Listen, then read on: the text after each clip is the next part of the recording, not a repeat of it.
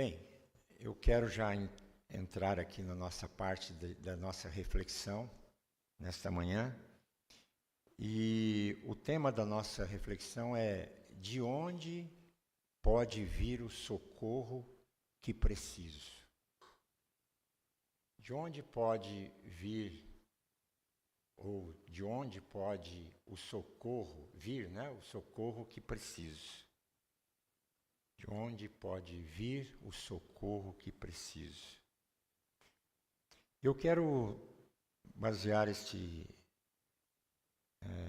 tema num salmo que vocês conhecem muito. Que salmo será que é esse? Dona Inésia, 121, Salmo 121, é isso mesmo. O Salmo 121, os versículos de 1 a 8. Por que esse tema? Porque nós, em diferentes graus da nossa vida, ou setores da nossa vida, todos nós, em algum momento, passamos por alguma circunstância difícil, não é mesmo? E tem circunstâncias delicadas da vida que a gente não quer incomodar as pessoas. E a gente guarda para nós. E às vezes ficamos macerando aquilo dentro do coração, mas como que eu vou resolver isso, né? De que maneira que eu vou tratar disso? Eu não vou compartilhar isso, porque você tem um caráter, você tem uma moral e você não quer incomodar ninguém. Mas você também não sabe com quem conversar, muitas vezes. E aí você pode fazer essa pergunta, né? De onde pode vir o socorro que eu preciso, que eu estou precisando tanto? Estou precisando tanto de uma resposta, de um alento, de alguém que me diga o que fazer, porque eu não estou sabendo o que fazer. Né? E a vida, ela é, na verdade, uma dádiva dada por Deus. Pelo menos, às vezes, eu diria assim que é perigoso viver. Né? Sobretudo porque nós vivemos assim num mundo que está quebrado, né? Num mundo caído, num mundo distante. E tudo isso por causa de uma simples rebelião humana, lá no início, contra Deus, quando o homem resolve escolher outra coisa, e herdamos tudo isso desde o início. Uma rebelião que continua até hoje, nos nossos dias, né? Em vários setores da vida, políticos, sociais, na vida de todo mundo, né? Herdamos a maldade, herdamos o pecado, herdamos aquelas coisas ruins dos nossos primeiros pais. E isso nos tem trazido muitos problemas, muitas dificuldades em circunstâncias diferentes, adversas da vida. Mas, embora a vida seja uma dádiva de Deus, e por conta dessa distração humana em escolher o caminho errado, em escolher o rompimento com Deus, gerou na vida de muitos, né, aspectos que o homem se vê em dificuldade de lidar. E um dos desmandos gerados, que eu diria assim, para a sociedade caída em que nós vivemos, sabe o que é? É o medo. O medo.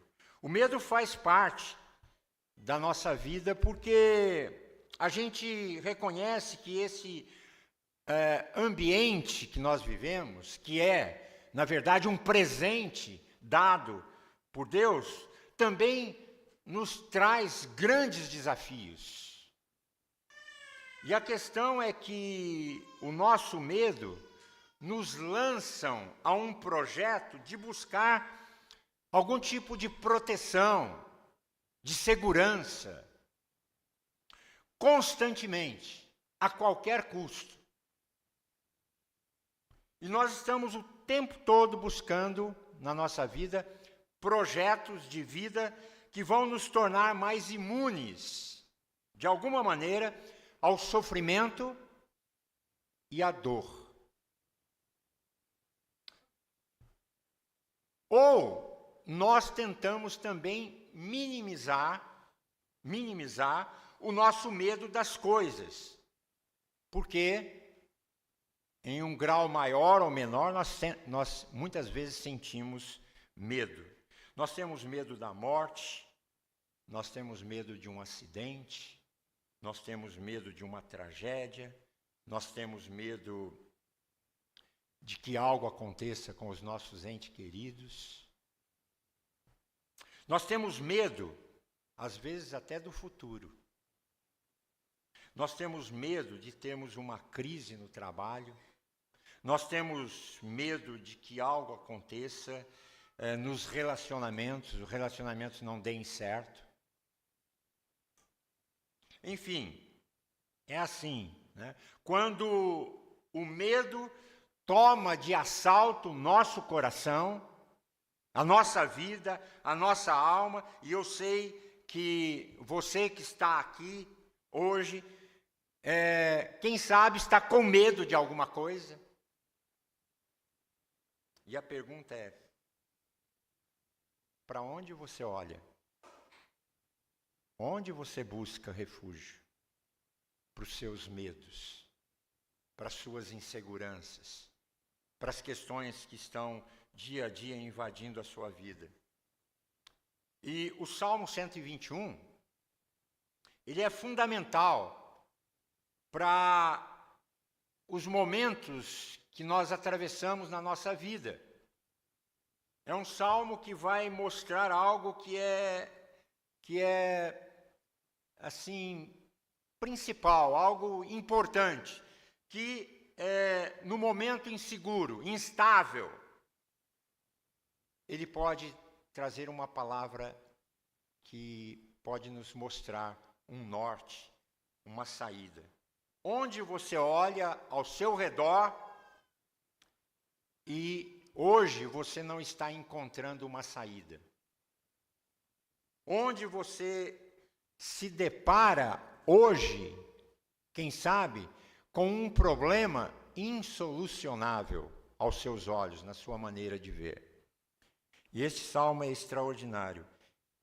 Vocês sabem que os salmos são o quê? Cânticos que foram compostos, as pessoas criaram os cânticos. E esses cânticos serviam para diferentes momentos da vida das pessoas naquela época. Este, especificamente, era um salmo que era chamado de salmo de peregrinação. Alguns chamam de salmo de romagem. Outros chamam de salmo de subida, salmo de degraus. Depende da tradução que a gente tem aí, né, que nós temos em mãos.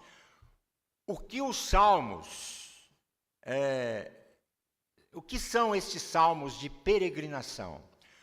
Os salmos de peregrinação, eles foram, na verdade, produzidos para serem entoados pelo povo de Deus enquanto eles faziam aquela longa caminhada até a cidade de Jerusalém, por aqueles desertos, estradas poeirentas, e eles iam cantando esses salmos aqui. Né? E eles iam para Jerusalém para celebrar as principais festas que iriam acontecer lá naquela época. E quando eles estavam andando por essas estradas, eles tinham os perigos dos animais selvagens que estavam no caminho, eles corriam o perigo dos salteadores, que também ficavam à espreita nas caravanas, aquelas caravanas que passavam. Então, é assim, essas peregrinações eram extremamente desgastantes e perigosas. E é diante deste contexto geográfico, histórico, que se consegue entender a pergunta do salmista. E qual é a pergunta que ele faz? E ele vai dizer no versículo 1, elevo os meus olhos para os montes, de onde me virá o socorro. E nesta proposta só tem duas respostas. Duas respostas. Ou o socorro eles encontram em Deus, ou em qualquer outra coisa. Não tem outra alternativa. Ou se busca socorro em Deus, ou em qualquer outra coisa que eles pudessem imaginar. O salmista faz a opção dele. O versículo 2 diz: o meu socorro vem da onde? Vem do Senhor. O meu socorro é assim. Se o meu socorro não vem do Senhor, ele vai vir de qualquer outra fonte, não é? Como nós temos medo, muitas vezes, nós estamos sempre procurando uma válvula de escape para o nosso medo, não é? Nós estamos sempre tentando encontrar um chão firme para nós nos sentirmos seguros e protegidos. Se Deus não é o meu socorro, então eu vou procurar em outro lugar a segurança que eu preciso, a segurança que eu desejo. A segurança do dinheiro. O dinheiro não é um problema. O dinheiro, na verdade, ele resolve problemas, não é? Claro. Mas os problemas mais graves da vida, o dinheiro não resolve. Tem coisa que o dinheiro não compra. O dinheiro não compra. Outro dia eu mencionei aqui, o dinheiro ele pode comprar até um hospital. Mas ele não compra saúde. O dinheiro compra as comidas mais caras e deliciosas. Mas ele não compra o apetite. O dinheiro pode comprar até uma mansão. Mas ele não compra uma família. O dinheiro compra muitas coisas na vida. Mas há coisas que o dinheiro não pode comprar. O dinheiro pode comprar um diploma na melhor universidade. Mas o dinheiro não compra sabedoria. O dinheiro pode comprar até uma ilha deserta. Mas o dinheiro não compra a paz. As coisas mais importantes da vida, o dinheiro não compra. Não pode comprar. Tem gente que busca segurança, por exemplo, em pessoas. Pessoas são importantes, não é? Claro. E nós precisamos uns dos outros, claro. Mas os recursos humanos, eles são insuficientes e são ineficazes em muitos momentos da vida. E pessoas passam pela nossa vida. Pessoas morrem. Pessoas nos decepcionam. Pessoas nos traem. Pessoas que mais nos amam, muitas vezes se veem sem capacidade, incapazes de nos ajudar, diante das nossas crises mais profundas. E há quem busque também segurança, sabe no quê? Em si mesmo. Mas hoje, e eu creio que você sabe disso, nós temos aí muitos livros de autoajuda. Eu não sou contra o livro de autoajuda. Às vezes ele ajuda. Né? Você pode olhar aí a lista de best-sellers, né, desses livros. Não tem problema. Mas eu penso que tem gente que precisa de fato de ajuda. Tem gente que faz de tudo para não se ajudar. e não faz nada para se ajudar. Mas assim, se a proposta das obras de autoajuda é fazer você acreditar que a ajuda e que o socorro que você precisa está dentro de você, porque tem muita gente que quer fazer você acreditar que o socorro que você precisa vem de você mesmo, está dentro de você. Então eu diria assim, que nós devemos tomar cuidado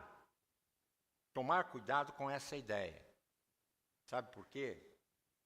Porque vai chegar um dia na sua vida, se é que já não chegou, que não tem como você se apoiar, ficar de pé, ser sustentado pelo poder da autoconfiança e da autossuficiência tua. Porque essa segurança um dia pode quebrar. Você vai perceber que não é capaz de ficar apoiado na sua autoconfiança, na sua autossuficiência, autoajuda. Autoajuda nem sempre ajuda. Por isso, a opção do salmista se mostra muito suficiente. E ele diz: o meu socorro vem do Senhor. Mais do que autoajuda, nós precisamos da ajuda de Deus. Porque o socorro de Deus é pleno. O socorro de Deus, ele é completo. O socorro de Deus é suficiente, é eficaz. Ele engloba todas as coisas, porque o salmista diz: o meu socorro vem do Senhor que fez o céu e a terra. O que ele está convidando a gente a fazer aqui? Ele está convidando você a, assim, meditar sobre a grandeza de Deus, qual o tamanho de Deus, qual o tamanho do seu Deus, que você confia tanto, que você diz confiar. Talvez você já saiba disso.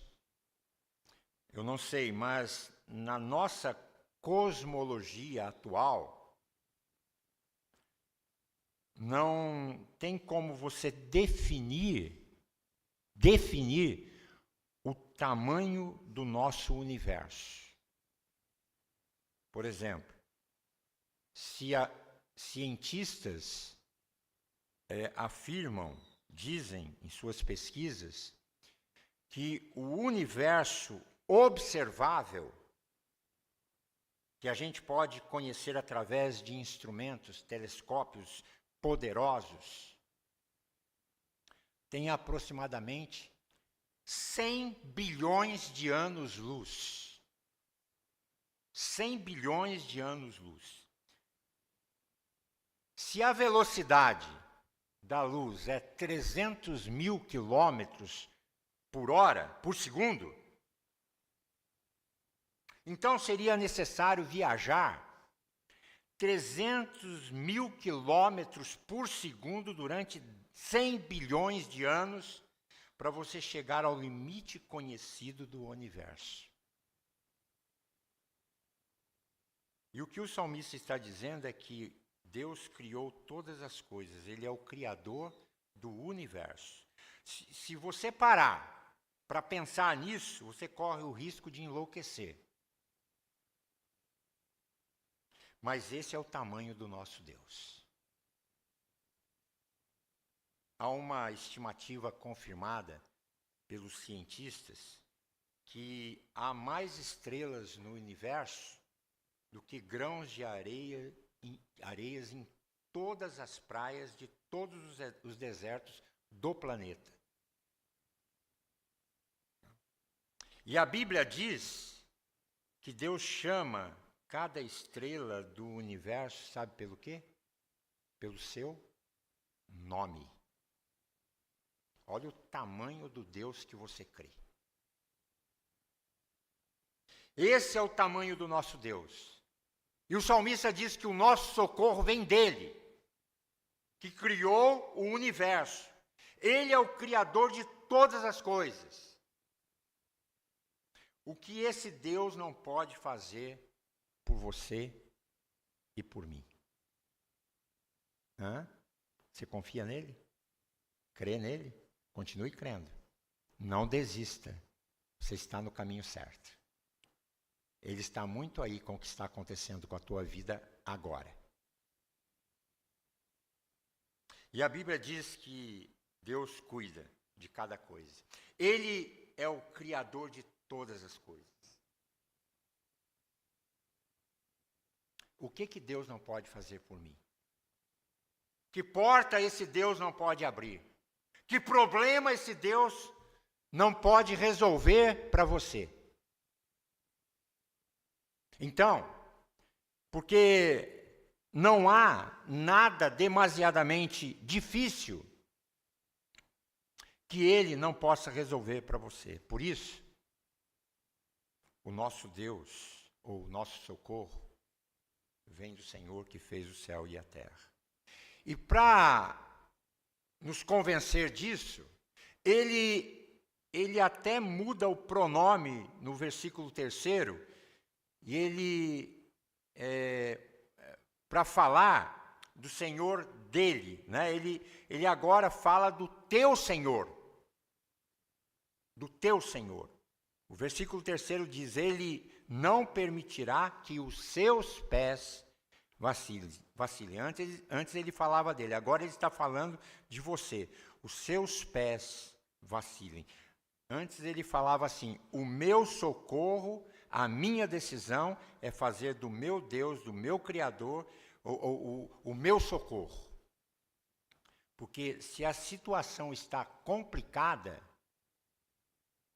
aparentemente não há saída, a adversidade é maior do que os seus recursos, e a sua capacidade de administrá-la, para Deus não. Ele está cuidando de você. Agora é contigo. Ele não permitirá que seus pés vacilem. Antes o salmista fala de um Deus além de nós, um Deus transcendente, criador de todas as coisas. Isso não deve fazer nós pensarmos que não teremos problemas. O fato de Deus não permitir que os nossos pés vacilem, não significa que eu não terei crise no casamento. Não significa que eu não terei problema na vida, problema com os filhos. Eu não terei problema de saúde, ou outros, porque quando eu leio a Bíblia está prometendo para mim que Deus não vai permitir que os meus pés vacilem. Aí eu posso pensar que nada pode me acontecer, não é? Mas, com certeza, não é isso que o salmista está dizendo. O que ele está dizendo é que Deus, ele não nos protege de andar por caminhos perigosos. Senão nós iríamos contradizer o que a própria Bíblia ensina, né? Lembram lá do verso do Salmo 23? Quando diz assim, ainda que eu ande pelo vale da sombra e da morte, né? Então, o Senhor, não temerei porque o Senhor está comigo. Vale da sombra e da morte é lugar perigoso. Então o texto não está dizendo que Deus vai proteger você de andar por caminhos perigosos. O que o texto está dizendo e prometendo é que Deus vai proteger você enquanto você anda por caminhos perigosos, até você chegar ao seu destino. Ele já reservou para você um porto seguro. Os versículos 3 e 4 diz assim: não dormitará aquele que guarda você. É certo que não dormita e nem dorme o guarda de Israel. Isso aqui parece muito lógico. É claro que eu preciso acreditar, assim, num Deus que não dorme, enquanto eu passo pelos perigos da vida. Mas um Deus que está atento às coisas que eu estou passando. E Ele está atento àquilo que você está passando. E eu quero falar sobre este Deus que não dorme. Mas naquela época não, né? Naquela época, o salmista está falando sobre isso porque existiam deuses que dormiam. Por exemplo, o profeta Elias, quando ele enfrenta lá os profetas de Baal, era uma divindade lá dos cananeus, um povo que habitava lá na Palestina, e o que acontecia? Elias chamava que o Deus deles estava dormindo, né? As pessoas acreditavam que os deuses dormiam. Tem um templo na Índia em que você só pode entrar. Aliás, você não pode entrar depois das 9 horas da noite. Sabe por quê? Porque neste templo, a partir das 9 horas da noite, os deuses dormem. E você não pode perturbá-los.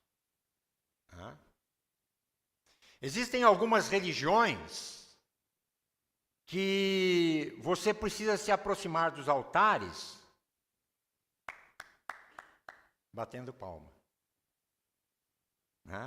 Para quê? Para acordar os deuses. Interessante, né? Então, nós estamos ouvindo aqui de um Deus que não dorme. Alguma coisa super natural para nós, mas para eles lá não. O nosso Deus é diferente. O nosso Deus não dorme. O nosso Deus cuida, guarda, protege, envolve você, a nossa vida enquanto nós estamos dormindo. Enquanto nós dormimos, Deus nos guarda. Quando nosso filho lá, eu comentei aqui, se acidentou, o Lucas, ele precisava ficar deitado de costas no hospital, com o corpo todo enfaixado, ele não podia fazer nenhum movimento.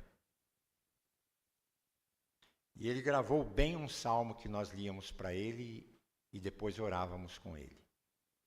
E o salmo que nós líamos para ele, pode perguntar, ele sempre vai citar esse salmo. Que salmo teu pai lia quando você tinha 4 anos e você foi queimado, estava todo envolvido lá no hospital?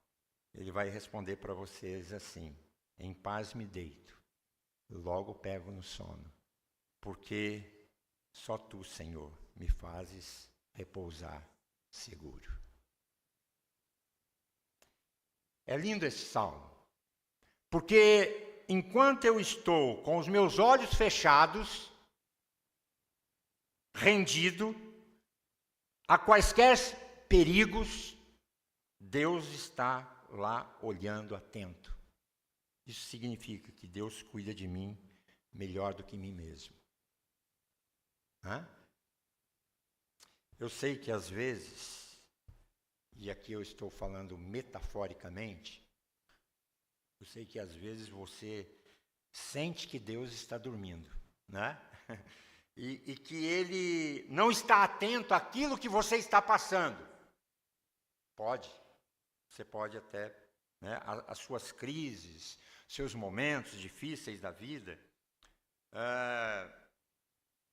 aquelas coisas que lhe aconteceram, seus sonhos frustrados. Parece que Deus esqueceu da gente. Olha, não tem problema você sentir isso, tá? E lamentar diante de Deus sobre isso tudo também. Não há problema. Então você que está aqui hoje, olhando para a sua vida, você não está sentindo a presença de Deus, nem sentindo a presença de Deus mais no seu coração.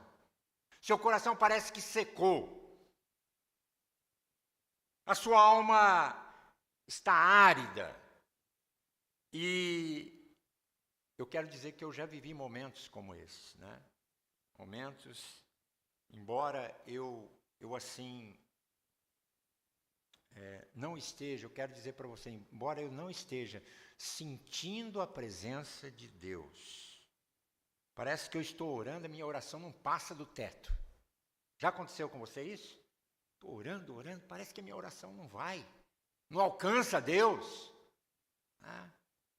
E você está orando, nada acontece.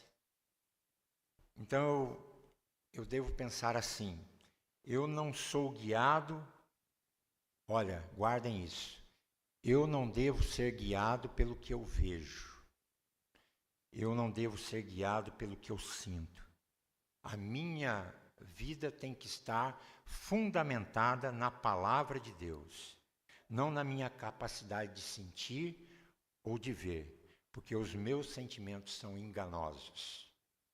Então, eu devo ser guiado pela minha crença na capacidade de crer na palavra de Deus. E a palavra do Senhor diz que Ele está comigo, Ele está perto, porque a palavra dele diz assim, eu estou perto de vocês. E quando você crê nisso, quer você sinta ou não, Ele vai continuar perto de você. Independentemente daquilo que você sente ou vê, Deus está perto, porque Ele prometeu que estaria. E eu quero então ir aqui, encerrando essa minha palavra, pular lá para o versículo 7, e ele diz lá o seguinte, o Senhor guardará você de todo mal, guardará a sua alma, o Senhor guardará a sua saída e a sua entrada desde agora e para sempre. Talvez você veio aqui nesta manhã, depois de uma semana cansativa, lutando e lutando com as suas próprias forças para encontrar segurança na vida. Por meio do trabalho, por meio do estudo, não sei. Então é assim. Qual é o convite do Salmo 121 para você nesta manhã? Busque o socorro que vem de Deus, do Senhor. Busque o socorro que vem do Senhor. Porque é Ele que te guarda em todo tempo e te guarda de todo mal. É o que o texto está dizendo. Ele guarda a tua saída, a tua entrada e a tua saída. É aqui uma expressão idiomática, que significa o quê? O tempo todo. Ele guarda você o tempo todo. Só Deus consegue fazer isso. Então, qual é o teu mal hoje? Ele guarda você. Agora, você tem que buscar o socorro nele, hoje. Encerrando aqui, a maior certeza que eu tenho sobre o socorro de Deus na minha caminhada tem a ver com o olhar para o monte. Nesse monte, Deus ofereceu a maior demonstração do seu socorro para com a minha vida. A maior de todas foi dada neste monte, porque ali o guarda de Israel, esse do Salmo 121, ele se entregou para morrer. Ele se deu por vencido. Ele se entregou, o poderoso Criador de todas as coisas, o Criador de todo o universo, ele se tornou completamente vulnerável na cruz do Calvário, onde ele morreu. O Deus que não dorme, ele teve os seus olhos fechados pelas mãos frias da morte. E sabe por quê? O Deus Criador de todas as coisas fez isso? Para nos socorrer, de passarmos toda a nossa vida e toda a nossa eternidade distante dele. Essa foi a razão porque ele veio, por uma questão difícil que nós estávamos passando. Não de um problema de educação dos nossos filhos, não de um problema financeiro ou de um problema conjugal, mas ele veio para nos socorrer dos nossos próprios pecados, da nossa rebeldia. Foi por isso que ele veio.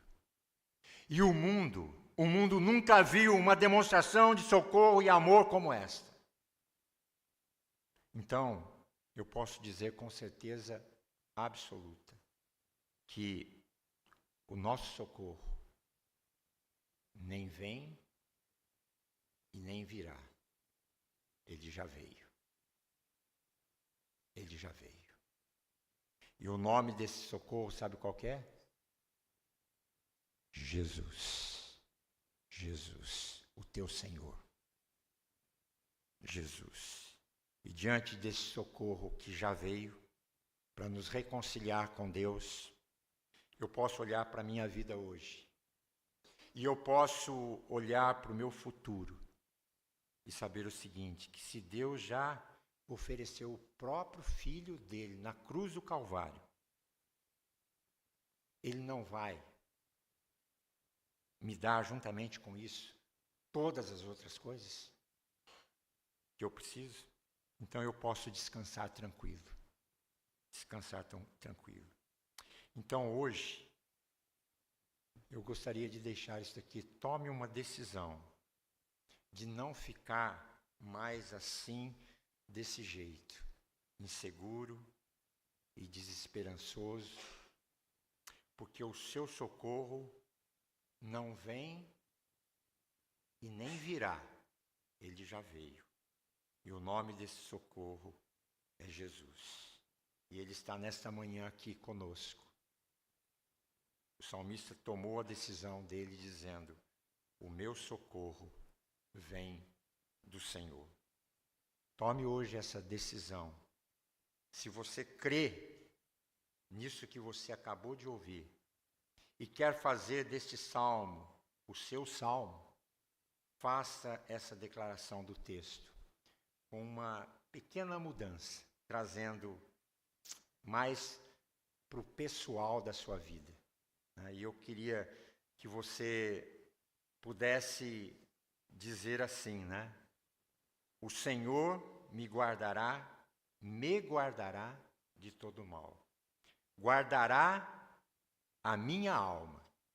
O Senhor guardará a minha saída e a minha entrada, desde agora e para sempre. Que Deus abençoe a tua vida. E se você precisar dar um grito de socorro, dê esse grito no altar de Deus. Tenha certeza que os ouvidos do Senhor estarão lá, presentes, e vai estender a mão e vai te dizer assim, meu filho, eu já estou aqui, e aquilo que te incomoda, me incomoda também, e eu vou cuidar de você. Que Deus te abençoe, que o seu socorro seja sempre o Senhor. Amém?